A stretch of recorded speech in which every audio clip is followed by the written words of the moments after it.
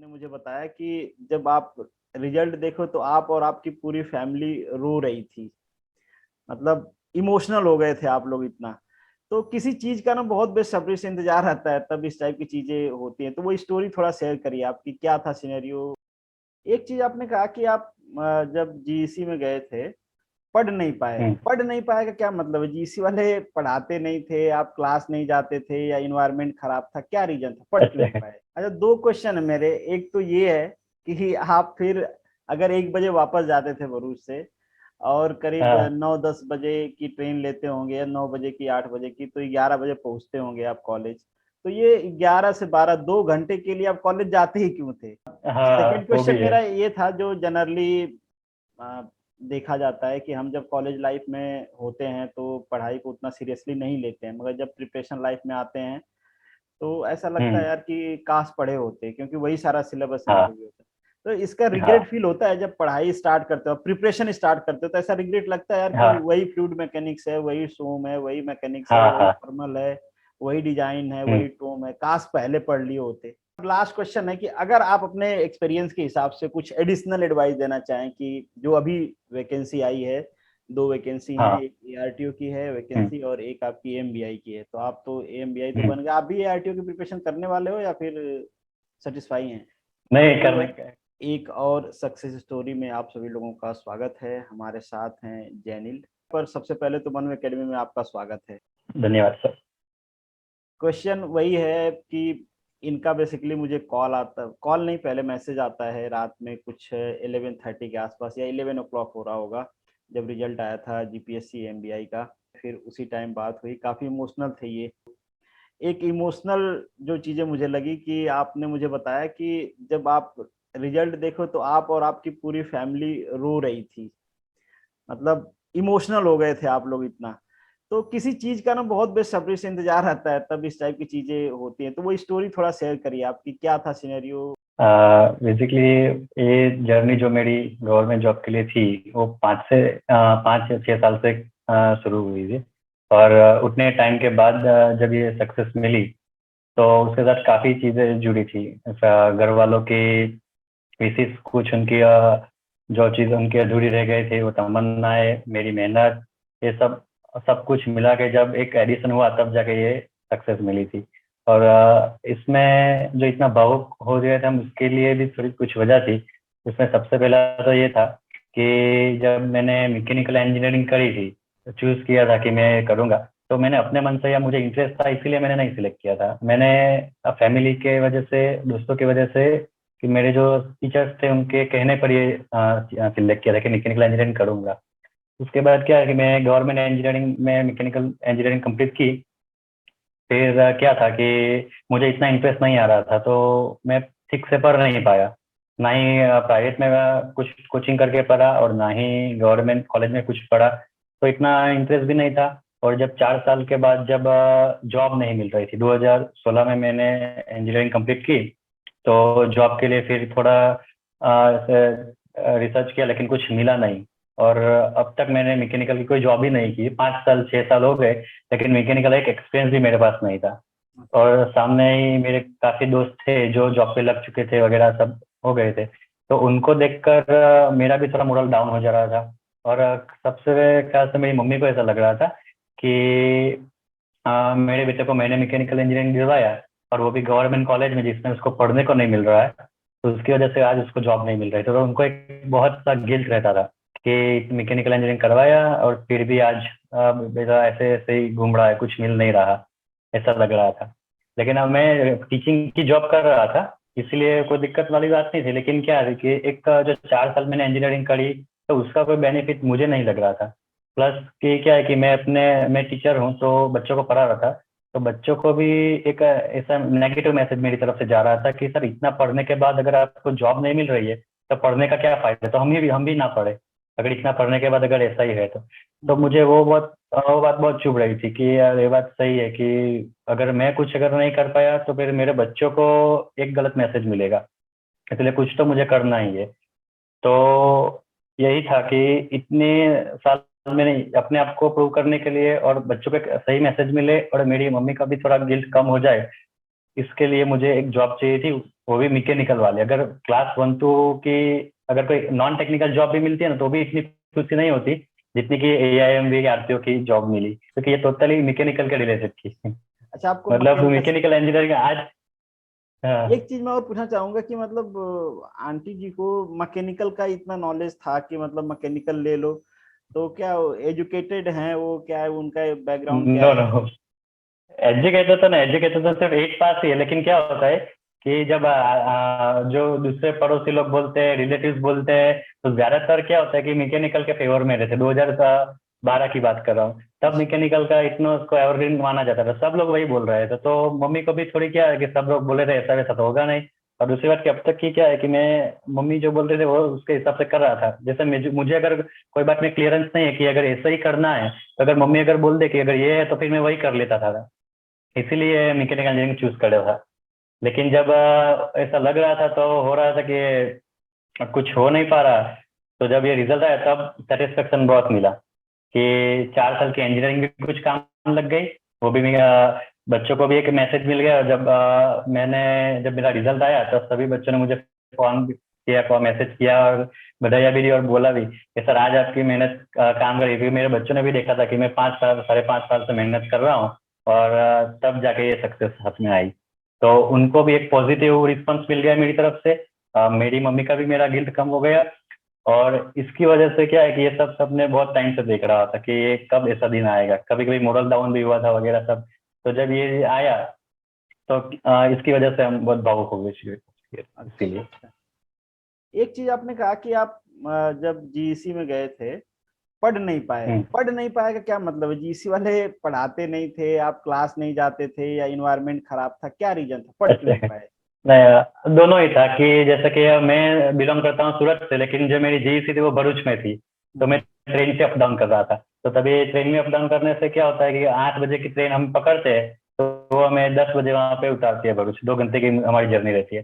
फिर 10:30 बजे कॉलेज शुरू होती है। तो पहला लेक्चर ऑलमोस्ट कभी कभी होता है तो नहीं होता है, ऐसा होगा तो होगा, नहीं तो नहीं भी होगा। क्योंकि पहले लेक्चर में क्या कुछ सर होते हैं वो बड़ौदा से जर्नी करके आते, कुछ सूरत से जाते हैं। तो पहले लेक्चर का ट्रेन कभी डिले हो जाएगी ऐसा कुछ होता है, तो पहला लेक्चर ऑलमोस्ट नहीं होता है। हफ्ते में 2-3 बार तो मिस हो ही जाता है ऐसा। फिर क्या होता है, 1-2 घंटे का लेक्चर होने के बाद ब्रेक मिलता है, और 1 बजे के बाद फिर से सेशन शुरू हो जाता है। लेकिन क्या है कि मैं जब कॉलेज के सेकंड ईयर में था, तब से मैं कोचिंग करा रहा था अच्छा तो सूरत में। तो फिर मुझे मेरा कोचिंग 4 बजे शुरू हो जाती है। तो अब मैं 1 बजे तक, अगर लास्ट ट्रेन मेरी 1 बजे होती है भरूच से, जो मुझे सूरत पहुंचा रहे 3 बजे तक। तो हम्म। मुझे वो ट्रेन पकड़ के कुछ भी करके 4 बजे से पहले तो भरूच से सूरत आ जाना पड़ता था।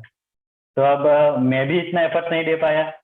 और कॉलेज में भी कुछ ऐसा एटमोसफियर था कि मुझे ऐसा लग रहा है कि मैं वहाँ पे टाइम बहुत वेस्ट कर रहा हूँ। उससे अच्छा तो अगर मैं कुछ पढ़ा दूँ तो मेरे अंदर कोई नॉलेज आएगी, तो 4 साल में कोई एक स्किल भी डेवलप हो जाएगी। तो क्या है कि अगर बाद में अगर कोई जॉब ना मिले, ऐसा कुछ हो, तो मैं कुछ सीख भी पाऊँ, स्किल भी डेवलप हो जाए, तो मेरी एक अर्निंग बन सके।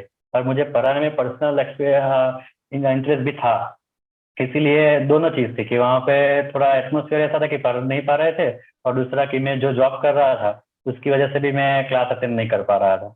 और मैंने जितना 4 साल में नहीं सीखा, उतना 2 साल में आपके वीडियोस देखकर, और ये जो कोरोना का टाइम था उस किया, और वो भी बहुत अच्छे से ऑनलाइन में। अच्छा, दो क्वेश्चन है मेरे। एक तो ये है कि आप फिर अगर 1 बजे वापस जाते थे भरूच से, और करीब हाँ। 9-10 बजे की ट्रेन लेते होंगे, या 9 बजे की, 8 बजे की, तो 11 बजे पहुंचते होंगे आप कॉलेज। तो ये 11 से 12 2 घंटे के लिए आप कॉलेज जाते ही क्यों थे? पहला क्वेश्चन। और दूसरा, हाँ। हाँ, पहला क्वेश्चन का रिप्लाई देने फिर दूसरा आता है। अटेंडेंस के लिए। और ऐसा भी अगर कॉलेज जाता हूँ तो कोई ऐसा लगता है कि कुछ तो कर रहा हूँ।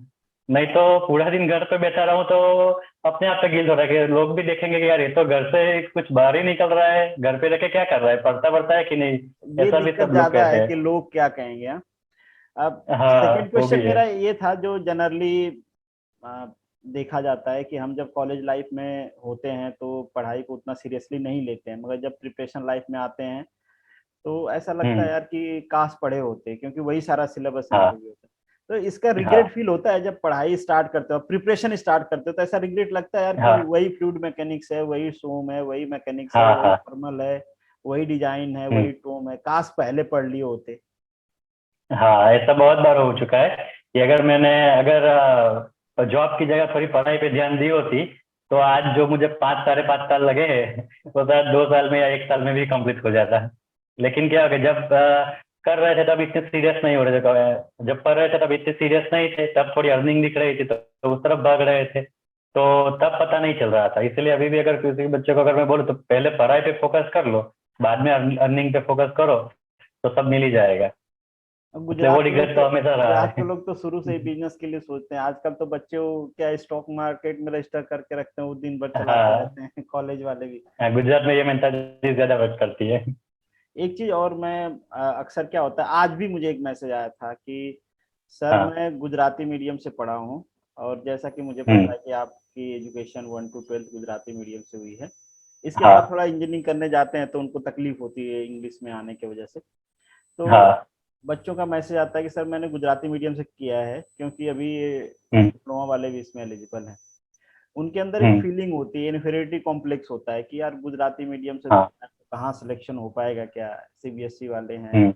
और एक वो भी हम्म। रहता है कि 30 मार्क हम मान के चलते हैं सीबीएसई वालों को, कि थोड़ा इंग्लिश हम्म। बोलते हैं ना, हमारे देश में इंग्लिश बोलने वालों की हाँ। दिक्कत बहुत है। हम्म। बाय डिफॉल्ट मान लेते हैं इंग्लिश बोलने वालों को कि ये तो इंटेलिजेंट है, बस इंग्लिश बोल लिया हाँ। तो बच्चे बड़े उससे पूछते हैं कि सर गुजराती मीडियम से पढ़ा हूँ, क्या हमारा क्रैक हो सकता है। तो आप उनको क्या मैसेज देना चाहोगे, क्योंकि आपकी भी स्कूलिंग तो गुजराती से ही हुई है। हाँ। और उसमें तो एक लैंग्वेज क्या बैरियर नहीं बनती है, अगर आपके अंदर नॉलेज हो और आप उसको सही तरह से प्रेजेंट कर पाओ, फिर वो चाहे गुजराती में प्रेजेंट कर पाओ या हिंदी में या इंग्लिश में, या तो फिर सभी लैंग्वेज को मिक्स करके प्रेजेंट कर पाओ, तो वो इतनी मैटर नहीं करती। इसीलिए लैंग्वेज आपका बैरियर नहीं होना चाहिए। तो जो जिन बच्चों को भी ऐसा लगता है कि गुजराती की वजह से हम लोग पिछड़ रहे हैं, तो उनको ऐसा सोचने की जरूरत नहीं है। बस अपना लेवल और अपना कंटेंट बढ़ा के रखे और उसको प्रेजेंट करना सीखे। एक और क्वेश्चन है आपका परसेंटेज से रिलेटेड। कई सारे बच्चों को उसको लेके भी अंदर क्या होते हैं, इन्फीरियरिटी कॉम्प्लेक्स होता है कि उनका परसेंटेज नहीं हाँ। आया, तो उनको ऐसा लगता है कि जो लोग सिलेक्शन लेते हैं वो बहुत एक्स्ट्राऑर्डिनरी हैं, कॉलेज से है या स्कूल से ही। हम्म। तो आपसे भी हाँ। यही जानना चाहेंगे कि क्या आप कॉलेज और स्कूल्स में एक्स्ट्राऑर्डिनरी थे, मतलब आपके परसेंटेज क्या है, थोड़ा बताइए। और पढ़ने में कैसे थे आप, तो खुद को कैसे मानते हैं। अच्छा। अब पढ़ाई में तो 10th में जैसे 94% थे, 12th में 87 थे, तो पढ़ाई में तो पहले से अच्छा ही हूँ। लेकिन वो सब 12th तक ही था। इंजीनियरिंग में मैं इतना कुछ पढ़ा ही नहीं हूँ। लेकिन फिर भी क्या है कि जो लेट नाइट स्टडी करते हैं लास्ट टाइम पे, तो और वैसे भी इंजीनियरिंग में था ऐसा कि आप कुछ भी लिख लो तो आपके तो मार्क्स आने ही वाले हैं। तो वो सब एक्सरसाइज थी क्योंकि मैं कुछ भी लिख के मार्क्स तो ला ही जाता था, तो वो सब चल जाता था। और ये जो गवर्नमेंट जॉब की बात है, उसमें मेरे ख्याल से परसेंटेज मैटर नहीं करते। आपका नॉलेज कितना है और आप उसको कैसे एक्सप्रेस कर पा रहे हो और तैयारी कैसे कर रहे हो, वो सब मैटर करता है। तो आपका जो भी पास है वो आपके पढ़ाई पे डिपेंड नहीं करता। आप अगर अच्छे से मेहनत करो तो उसमें पॉजिटिव रिजल्ट निकलेगा ही। और मैं पढ़ाई में भी रोज डेली के 3 to 4 आवर्स ही पढ़ता था, ज्यादा नहीं पढ़ता था। मगर आप तो बचपन से होशियार हो, 94% ले आए आप, कम थोड़ा होता है 94%। फिर आप हाँ, 87 ले लेकिन आए लेकिन तब तो। पढ़ाई के अलावा और कुछ काम ही नहीं था। तब सिर्फ पढ़ाई कर रहा था। और जब 12th के बाद उसमें क्या, घर की कंडीशन भी ऐसी थी ना कि मुझे जॉब करनी पड़ी। मैं अपने शौक से जॉब नहीं कर रहा था, मुझे घर में सपोर्ट करना था, इसलिए मुझे जॉब करनी पड़ी थी। और ऐसा था कि मैं जॉब छोड़ ही नहीं सकता था, मुझे जॉब के साथ ही प्रिपरेशन करनी थी। तो इसीलिए मैं पहले से ही जॉब कर रहा था, तो पढ़ अच्छा, नहीं पाया। एक चीज और आपने बताया कि आपने जॉब के साथ प्रिपरेशन की, ऐसे भी बहुत सारे कैंडिडेट अभी हैं जो जॉब कर रहे हैं, अ, हाँ। उनको जॉब के साथ प्रिपरेशन करनी है। तो ये भी एक एग्जांपल है कि जॉब के साथ भी बहुत सारे लोगों ने इस बार एग्जाम्स निकाले हैं। तो ऐसा कुछ हम्म। नहीं है कि आप जो डेडिकेटेड पढ़ाई कर रहा है उसी का केवल एग्जाम निकलेगा। अच्छा, एक हम्म। चीज और आपसे पूछना चाहूंगा। अभी मान लीजिए कोई फर्स्ट ईयर का बच्चा देख रहा है, सेकेंड ईयर का देख रहा है, तो उसको आप हाँ। क्या एडवाइस करना चाहोगे। उसको जाके डेली क्लास अटेंड करके पढ़ना चाहिए, जो टीचर पढ़ा रहे हैं, या फिर हम्म। अ, अगर उसको सरकारी नौकरी चाहिए तो फोकस उसका कब से होना चाहिए ताकि वो सही टाइम पे नौकरी उसको लग जाए या जॉब लग जाए उसकी। हम्म। मेरे पॉइंट ऑफ व्यू से जब से जितना जल्दी शुरू कर दे उतना अच्छा है। अगर फर्स्ट ईयर से अगर वो प्रिपरेशन स्टार्ट कर दे तो 4 साल तक तो क्या है कि वो पूरा तैयार हो जाएगा। और जब ग्रेजुएशन कंप्लीट होकर निकलेगा तो उसको सिर्फ एग्जाम क्लियर ही करनी रहेगी। एक्सपीरियंस तो उसको हो ही चुका होगा, कैसे करना है वैसे करना है, तो वो सब करना चाहिए। और जब तक वो लेक्चर बढ़ने की बात है कॉलेज में, तो उसमें मैं ये कहूंगा कि अगर आपको लेक्चर के अंदर समझ में आ रहा है कि कुछ भी ऐसा लग रहा है कि मुझे कुछ मिल रहा है, तो आपको डेफिनेटली वो अटेंड करना चाहिए। लेकिन कुछ लेक्चर्स ऐसे होते हैं कि इसमें चाहे कितना भी बैठ लो, आपको कुछ समझ में नहीं आ रहा है, आपको ऐसा फीलिंग आ रहा है कि जैसे आपका टाइम वेस्ट हो रहा है। तो अगर ऐसा हो रहा है तो उसकी जगह कुछ और ऐसा कर लो, उस टाइम पे आप कुछ और सीख लो कि आपका टाइम वेस्ट ना हो। तो ये कर सकते हो। अच्छा, मतलब आप कॉलेज में खूब घूमे, मजे किए और दूसरे को एडवाइस दे रहे हो, वो पूछेंगे नहीं कि अपने तो मजे किए कॉलेज लाइफ, हमें कह रहे हो कि फर्स्ट ईयर से पढ़ाई करो। मतलब हमारे पास नॉलेज नहीं थी, जब मैं मुझे तो 2016 में पता चला कि गवर्नमेंट की प्रिपरेशन भी करनी चाहिए, तो तब से अच्छा। मैंने शुरू किया। और इतना टाइम लगा। अभी आज भी मेरे जो भी बच्चे 9-10 में मैं पढ़ाता हूँ, तो उन सभी बच्चों को अभी से गवर्नमेंट जॉब की प्रिपरेशन के बारे में सब कुछ पता है। उनको जीपीएससी क्या है, यूपीएससी क्या है, तो सब पता है। हमें तो पता ही नहीं था, और जब पता चला तब ऐसा लगा कि अगर ये बहुत पहले पता चल गया होता तो इतना टाइम नहीं लगता। अच्छा, देखिए इसीलिए क्या है कि अगर नॉलेज हो तो आप अपना माइंड यूज करके उसको कभी भी इम्प्लीमेंट कर सकते हैं, लेकिन नॉलेज ही नहीं होता तो आपकी लाइफ 5 साल पीछे चली जाती है। और लास्ट क्वेश्चन है कि अगर आप अपने एक्सपीरियंस के हिसाब से कुछ एडिशनल एडवाइस देना चाहें कि जो अभी वैकेंसी आई है, 2 वैकेंसी हैं, हाँ। एक एआरटीओ की है हम्म। वैकेंसी और एक आपकी एमबीआई की है, तो आप तो एमबीआई तो हम्म। बन गए, आप भी एआरटीओ की प्रिपरेशन करने वाले हो या फिर सेटिस्फाई हैं? नहीं, करनी है, कंटिन्यू करनी है। मतलब अभी क्लास 1 करना है। अच्छा, अभी कंपटीशन में हो आप, तो क्या एडवाइस देना हाँ। चाहोगे आप अभी जो प्रिपरेशन स्टार्ट कर रहे हैं एमबीआई का या फिर एआरटीओ का भी, और आप अपना भी बताओ कि आपका कैसे चल रहा है एआरटीओ की प्रिपरेशन? अच्छा, एआरटीओ का प्रिपरेशन अभी जो मेरा चल रहा है, अभी पहले से तो मेरा कम हो चुका है, लेकिन क्या है कि मेरे उसमें क्या वैकेंसी भी 7 है, तो उसकी वजह से थोड़ा मोरल डाउन हो रहा है कि इतना ही है वैकेंसी है, लेकिन फिर भी क्या है कि कंपटीशन लेवल तो होगा ही। लेकिन हमें अपने तरीके से सोचना चाहिए कि हमें तो चाहिए सिर्फ एक ही जगह अपने लिए, हमें 60-60 जगह की क्या करना है। तो बस एक जगह के लिए आप लड़ो और अपना पूरा 100% दो। तो एटलीस्ट आपको एक्सपीरियंस एक बार में, अगर एक बार में नहीं हुए तो दूसरी बार या तीसरी बार में तो होगा ही। तो बस ये कंसिस्टेंसी रखोगे तो आपको रिजल्ट जरूर से मिलेगा। ये मेरा लगभग 17 to 18 टाइम का अटेम्प्ट है, तब जाके एग्जाम क्लियर हुई है। अच्छा, मतलब शादी मतलब वादी सभी में एग्जाम मिला के। जब ये प्रिपरेशन हो रही थी, शादी वादी अटेंड करने जाते थे आप? नहीं, नहीं बहुत जाते? ही कम, बहुत मतलब बहुत नजदीकी था तभी, मतलब क्योंकि क्यों टाइम नहीं ही नहीं गए? मिलता था। जॉब से आओ फिर पढ़ाई करो। अच्छा, जॉब और के डर शादी में जाओ तो फिर वो ता, लोग यही पूछेंगे क्या कर रहे हो। अच्छा, ताने के, मैं वही पूछना चाह रहा था कि ताने की वजह से नहीं जाते थे आप या फिर टाइम की वजह से नहीं जाते थे? दोनों। क्योंकि अगर टाइम तो था ही नहीं, अगर चला गया तो फिर पूछेंगे कि क्या कर रहे हो। मैं बोलता हूँ कि प्रिपरेशन कर रहा हूँ या टीचिंग कर रहा हूँ, तो बोलेंगे यार इंजीनियरिंग कर गया टीचिंग कर रहे हो। कुछ मिला नहीं, ऐसे बोलते। हाँ सर आपसे एक रिक्वेस्ट है कि हाँ। आपने जो भी सब अब तक वीडियो बनाए 2 साल में हमारी हेल्प की, वो सबके लिए तो बहुत थैंक यू आपका। और मैंने हर बार एक कमेंट रखा है कि आप अपने बारे में थोड़ा बताएं कि आप इतना आप डिलीवर करते हैं, वो भी एकदम निस्वार्थ भाव से सब स्टूडेंट्स के लिए। हम हमसे ज्यादा मेहनत आपने की है हमारे लिए। तो बस आपको इतना मोटिवेशन कहाँ से मिलता है और आपका क्या प्लानिंग है, आपके बारे में हम पूरा डिटेल में जानना चाहते हैं। आप हर बार ऐसा कहते हैं कि अगर ये एग्जाम खत्म हो जाएगी बाद में बोल दूंगा, बाद में वीडियो बनाऊंगा, लेकिन अब तक आपने बनाया नहीं है। अच्छा, मैं तो एक इसलिए नहीं रिक्वेस्ट है बनाता कि हूँ, मैं आप अपने आपको बारे में बताएं। फ्रैंकली बताता हूँ, मैं आपको फ्रैंकली बताता हूँ। मैं दूसरों को हाँ। भी ऐसा कहता हूँ कि मुझे ऐसा फील होता है, हो सकता है कि मैं गलत हूँ, मुझे लगता है कि आपका जो ड्रीम है ना, अगर उस ड्रीम को अचीव करने से पहले उसके बारे में आप किसी को शेयर करते हो, शायद मैंने कहीं बताया भी होगा, डायरेक्टली हो सकता है अपने हाँ। ऊपर लेके नहीं बताया हूँ, और मुझे ऐसा फील हाँ। होता है कि अगर आपका कोई ड्रीम है, आप उसको अचीव करना चाहते हो, मगर उसको अचीव करने से हाँ। पहले आप उसको किसी उसके बारे में किसी से शेयर करते हैं ना, तो आपको एक इंटरनल सेटिस्फेक्शन मिलता है। तो जब इंटरनल हाँ। सेटिस्फेक्शन मिल जाता है ना, तो जो उसको अचीव करने की इंटेंसिटी होती है ना, वो आपकी कम होती जाती है। जितने ज्यादा लोगों से आप ठीक शेयर है। करो कि मैं ये करना चाहता हूँ, जैसे मैं कहूँ कि मैं डीएम बनना चाहता हूँ, मैं डीएम बनना चाहता हूँ, तो मुझे हम्म। अपने आप में एक खुशी मिलेगी कि मैं आईएएस बनना चाहता हूँ, आईएएस बनना चाहता हूँ ना। तो फिर जो आईएएस हम्म। बनने की इंटेंसिटी है ना, वो मुझे हम्म। लगता है कि कम होती है। अब दूसरों में हम्म। क्या मैटर करता है वो मुझे पता नहीं है। एक तो ये रीजन है कि मेरा अभी हम्म। जो चीज हासिल करना चाहता हूँ वो मिला नहीं, इसलिए मैं शेयर नहीं करना चाहता हूँ। जब मिल जाएगा तो हाँ। डेफिनेटली करेंगे। दूसरी चीज ये मुझे लगता है कि खुद ही के बारे में खुद से क्या बताएं कि मैं ये हूँ, मैंने ये किया, मैंने किया, तो उसमें भी मजा नहीं आता। जैसे कि आपसे मैं पूछ रहा हूँ तो आप बता रहे हो, अगर हाँ, वो बात सही आपको है। खुद ही बताना हो कि मैंने ये किया, मैंने वो किया, तो ऐसे लगता है ना कि भाई ठीक है, किया तो किया, कर लिया, अब क्या। सही है। तो ये भी एक रीजन है, मगर मेन रीजन वही है कि अगर आप, मुझे लगता है कि कुछ अचीव करना चाहते हो तो पहले आप उसको अचीव कर लो, अब फिर किसी के साथ हाँ। शेयर करोगे तो शायद जो इंटरनल इंटेंसिटी है वो भी आपको अलाउ करेगी, तो इस वजह से थोड़ा सा हाइड रहता हूँ, और कोई रीजन नहीं है इसका। आप भी अपने गोल जल्दी से सक्सेस की ओर बढ़ो और पालो, ऐसी बड़ी बस बस शुभकामना, भगवान को भी प्रार्थना। आप लोगों का प्यार है, जल्दी सारा चीज कर लिया जाएगा। बाकी आपका मैंने देखा, आप बहुत एक्टिव रहते हो, कमेंट बॉक्स में भी बहुत एक्टिव रहते हो आप, और ऐसे भी हमारी बातें हो जाती हैं, तो थैंक यू सो मच आप लोगों के प्यार के लिए।